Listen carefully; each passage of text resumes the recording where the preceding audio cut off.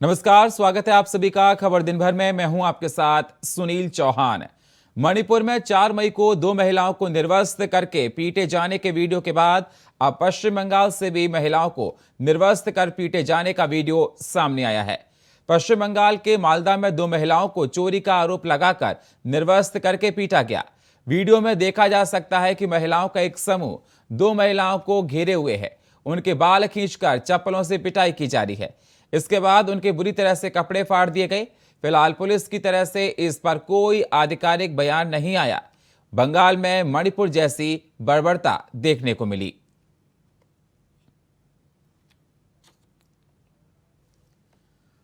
मणिपुर के बाद बिहार के बेगूसराय में शर्मनाक घटना सामने आई। यहां दलित नाबालिग लड़की को निर्वस्त्र कर उसके साथ पिटाई की गई। इस दौरान पीड़िता गुहार लगाती रही, लेकिन आरोपी नहीं माने। इस घटना का वीडियो सोशल मीडिया पर आया तो बवाल मच गया। वायरल वीडियो में देखने वाले 4 लोगों के खिलाफ लड़की के बयान के आधार पर केस दर्ज कर लिया गया है। वहीं लड़की के साथ रेप करने वाले सिंगर को पुलिस ने अरेस्ट कर लिया है। देश के कुछ राज्यों में महिलाओं के प्रति जो अत्याचार, दुष्कर्म की घटनाएं बढ़ी, वो बड़ी दुर्भाग्यपूर्ण भी हैं, चिंताजनक भी हैं, क्योंकि कानून व्यवस्था राज्य की जिम्मेदारी है। और बहुत सारे राज्यों में देखा गया कि बहुत कुछ घटने के बाद भी कोई उचित कदम नहीं उठाए गए, और ऐसी घटनाएं मानवता को शर्मसार भी करती हैं। लेकिन कुछ लोग राजनीतिक चश्मे से ही सब चीजों को देखते हैं। अब एक और नारी अस्मिता बिहार में तार तार है। नीतीश तेजस्वी के चश्मे से बिहार में बहार ही बहार है। उनको वहां पर बेगूसराय में जो घटा वो आप सबके सामने है, लेकिन मुख्यमंत्री, उप मुख्यमंत्री की तरफ से एक शब्द ना आना, यह दिखाता है कि महिलाओं के प्रति अपराध बढ़ भी रहा है और अपराध करने वाले को संरक्षण भी मिलता है। ये अत्यंत दुर्भाग्यपूर्ण है। आज देखिए, बेगूसराय जिले में एक दलित वर्ग की महिला के साथ पूरा वस्त्र उतार कर जिस तरह पिटाई करने का काम किया गया, ये अत्यंत दुर्भाग्यपूर्ण है। और यहाँ की सरकार कल तक चिकर बोल रही थी, रोज हल्ला करके, कि कोई कार्रवाई दूसरी जगह नहीं हो रहा। अरे आप अपनी सरकार में देखो, आज बेगूसराय में यहाँ की बेटी, यहाँ की दलित बेटी के साथ किस तरह निर्वस्त्र करके उसको पीटने का काम किया जा रहा है। और बिहार के नीतीश कुमार और तेजस्वी की सरकार सोई हुई है, कोई कार्रवाई नहीं हो रहा, कोई गिरफ्तारी नहीं हो रहा। रात का घटना है और अभी तक ना FIR हुआ ना कार्रवाई है। ये अत्यंत दुर्भाग्यपूर्ण है। शीघ्र से शीघ्र इस पर कार्रवाई करनी चाहिए। जंगल राज के पुरोधा बेगूसराय के तेघड़ा अंतर्गत घटी घटना का सीन को देखें और जवाब दें। एक दलित महिला के चीरहरण हो रहा है और आपके प्रशासन प्रेम प्रसंग का करके अपनी जिम्मेवारी से बच रहा है। किसने अधिकार दिया है निर्वस्त्र करने का? इतनी बड़ी घटना पर मौन क्यों है? चीख चीख कर आवाज उठाने वाले आज क्यों चुप हो गए? जवाब देना होगा। और इस विभत्स घटना का पूरा समाज निंदा करता है। बेगूसराय एक सामाजिक महापाप की घटना हुई है। जो ही संज्ञान में आया, पुलिस ने तुरंत कार्रवाई सुनिश्चित किया। एक अपराधी की गिरफ्तारी भी हो गई है। मुकदमा भी सक्षम धाराओं में दर्ज कर दिया गया है और उसके नतीजे भी जल्द से जल्द आ जाएंगे। SDPO तेघड़ा के नेतृत्व में कमेटी बना करके छापेमारी जारी है। मुजफ्फरपुर की जो आपराधिक घटना है वह निश्चित रूप से चुनौतीपूर्ण है। SSP ने जानकारी दिया है कि 8 पुलिस टीम वहां बनाया गया है और पुलिस टीम लगातार छापेमारी का काम कर रही है। वह भी कानून के जद में जल्द से जल्द आ जाए। मणिपुर घटना के विरोध में आगरा महिलाओं का आक्रोश देखने को मिला है। नरीपुरा से खेरिया मोड़ पुलिस चौकी तक सैकड़ों महिलाओं ने जुलूस निकाला। आपको बता दें, महिलाओं ने आरोपियों पर सख्त कार्रवाई की मांग को लेकर खेरिया मोड़ चौराहे पर तपती धूप में सड़क पर लेट गईं। इस दौरान आंदोलन कर रही महिलाओं को समझाने में पुलिस जुटी हुई है, लेकिन महिला अपनी मांगों पर अड़ी हुई हैं। साथ ही महिलाओं ने कहा कि मणिपुर सरकार अपराधों पर अंकुश नहीं लगा पा रही है, तो योगी आदित्यनाथ को सत्ता सौंप दें।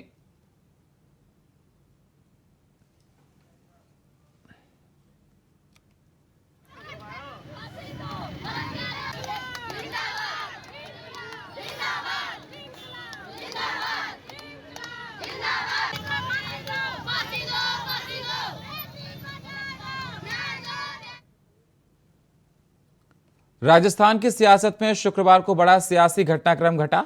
महिला सुरक्षा को लेकर अपनी ही सरकार पर सवाल उठाने वाले राज्य के मंत्री राजेंद्र गुड्डा को उनके पद से बर्खास्त कर दिया गया।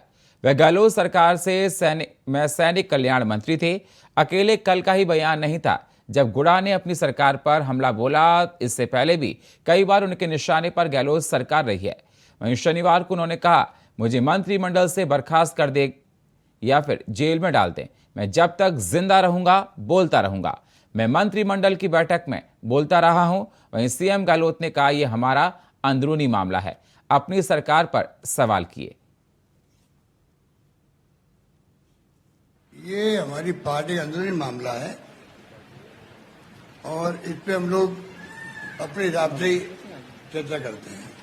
अभी प्रेस कॉन्फ्रेंस हो रही है, मुख्य मुद्दा है Mahatma Gandhi minimum income guarantee act. मुझे आपको बताऊं, मुझे बर्खास्त मंत्रिमंडल से कर दिया, चाहे मुझे जेल में डाल दें, जब तक जिंदा रहूंगा बोलता तो रहूंगा।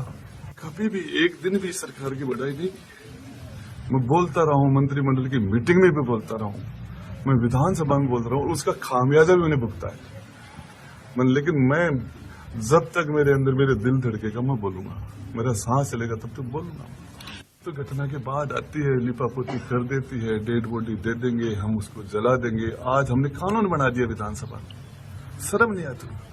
जो आक्रोश के अंदर ये लोग यदि दाह संस्कार आक्रोश में नहीं कर पाएंगे, साहब हमें न्याय नहीं मिल, इनको 5 साल की सजा कर दोगे, कोई इनके पास बैठ नहीं पाएगा, कोई आदमी विरोध नहीं कर सकता, कोई किसी को मार दे कुछ बोल नहीं सकता। आज आप किसी बात को प्रोटेस्ट कैसे कानून बना रहे हैं?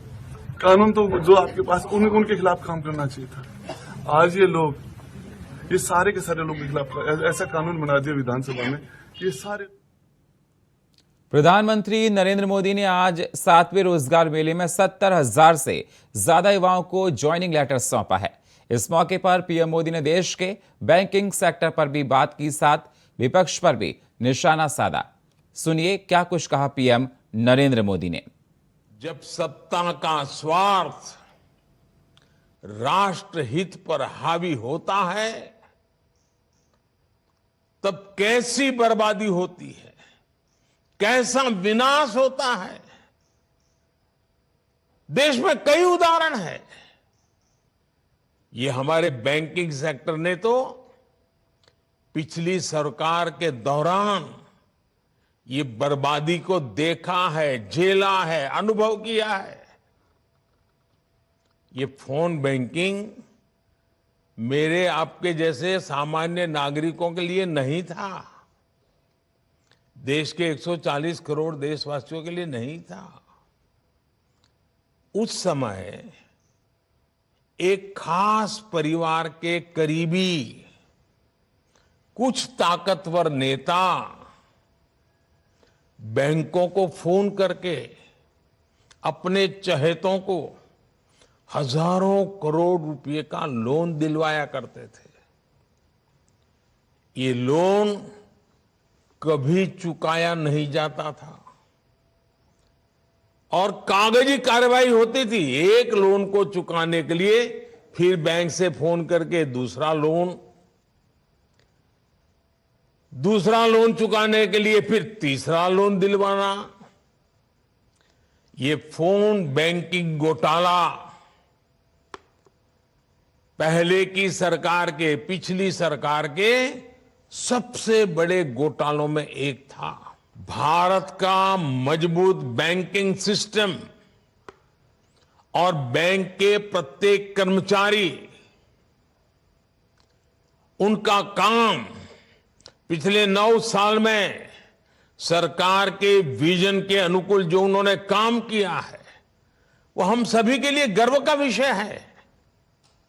बैंक में काम करने वाले सभी मेरे कर्मचारी भाई बहनों ने इतनी मेहनत की, संकट में से बैंकों को बाहर लाए, देश के अर्थतंत्र विकास में अग्रसर होकर के भूमिका निभाई।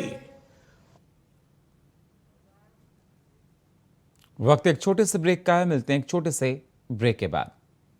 ब्रेक के बाद स्वागत है आप सभी का खबर दिन भर में। अब रुक करते हैं अगली खबरों का।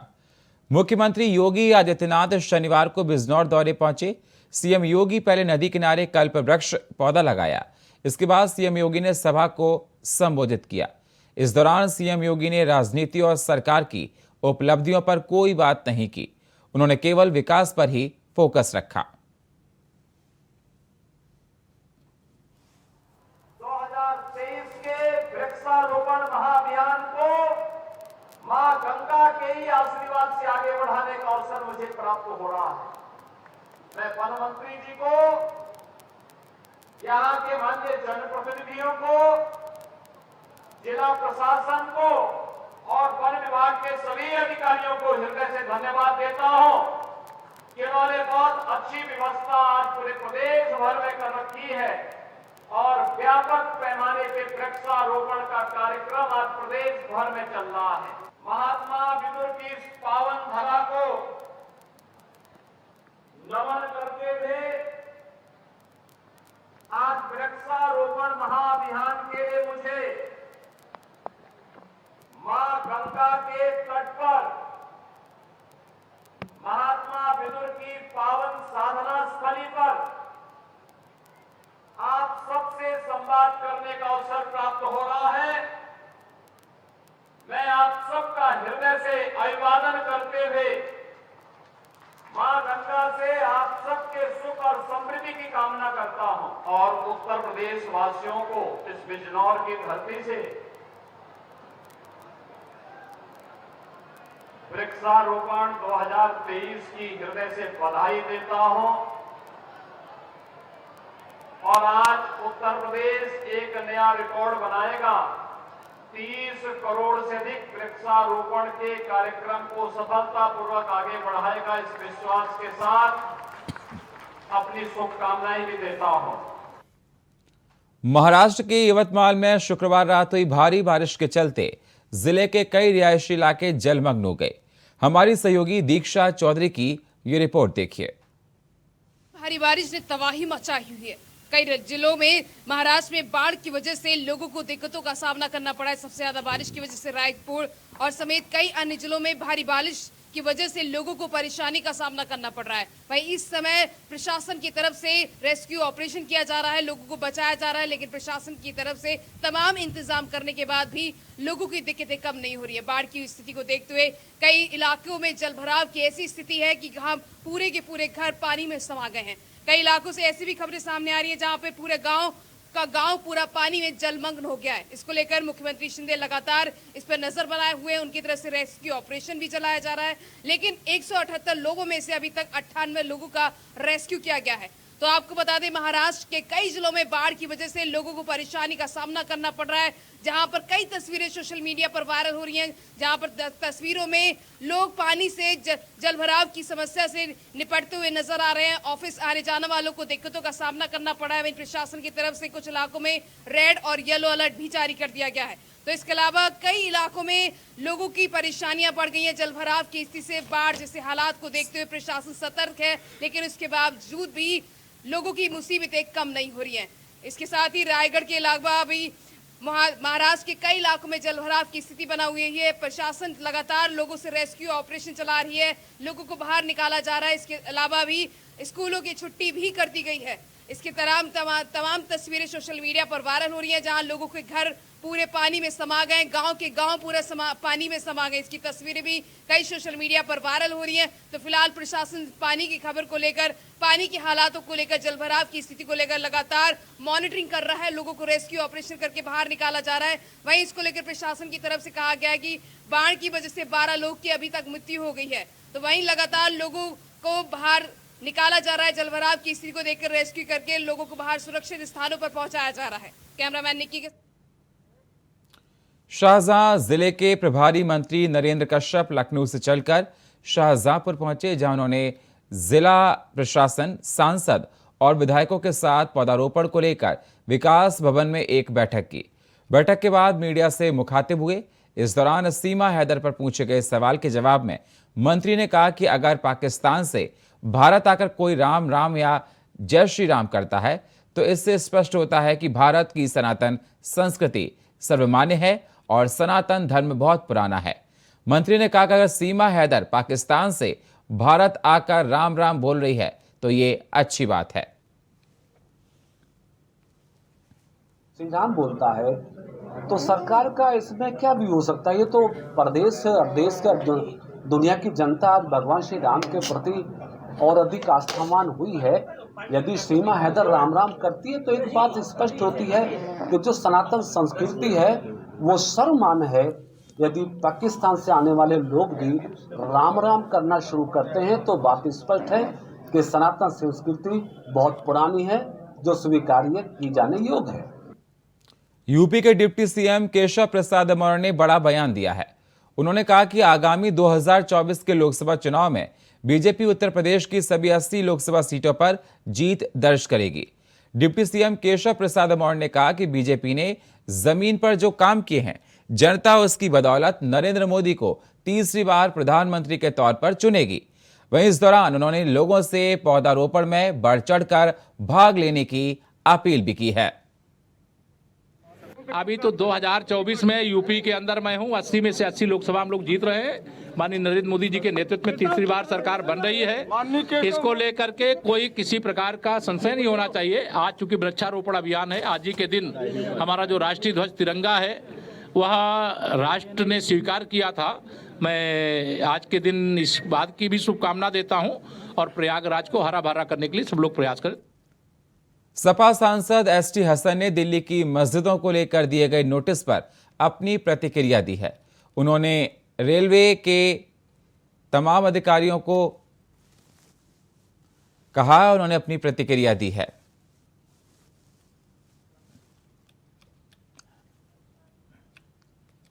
तो साथ ही शाहजहांपुर पहुंचे, जहां उन्होंने ये लोग भूमाफियाओं से आए हैं, इस प्रकार से उन्होंने कहा। और दिल्ली मस्जिदों को नोटिस पर सपा के सांसद ने अपनी प्रतिक्रिया दी। नोटिस पर बोले हैं एसटी हसन। उनका कहना है कि रेलवे पर एसटी हसन ने साधा है निशाना। नोटिस दिया, पता नहीं रेलवे के एडमिनिस्ट्रेशन कौन साहब आ गए हैं। मुझे तो ऐसा लगता है किसी माफिया से शायद आए हैं, भूमाफियाओं से। अभी एक नोटिस दिया था हल्द्वानी के अंदर, 150 साल से ज़्यादा पुराने लोग वहाँ रह रहे थे। वहाँ पे एक दरगाह है जो 200 साल पुरानी है, वहाँ पे मंदिर हैं, वहाँ मस्जिदें हैं, लोग रह रहे हैं।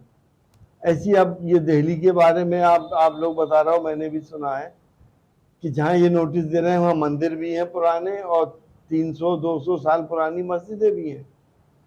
शायद वो ये भूल रहे हैं कि ये रेलवे हिंदुस्तान के अंदर 1885 के अंदर शुरू हुआ था, 1880-1885 है। और ये मस्जिदें और ये मंदिर तो उससे भी पुराने हैं। इतनी हवस रेलवे को क्यों हो गई कि इंसानों को उजाड़ के, मंदिर मस्जिदों को उजाड़ के, इबादत गाहों को उजाड़ के वो अपने रेलवे की संपत्ति में क्यों बढ़ोतरी करना चाह रहा है। हमारी ये बात समझ में नहीं आती कि सुकून से क्यों नहीं इंसानों को रहने देते। ऐसी क्या आप। और फिलहाल खबर दिन भर में इतना ही। बाकी खबरों के लिए आप बने रहिए इंडिया वॉइस के साथ। तब तक के लिए नमस्कार।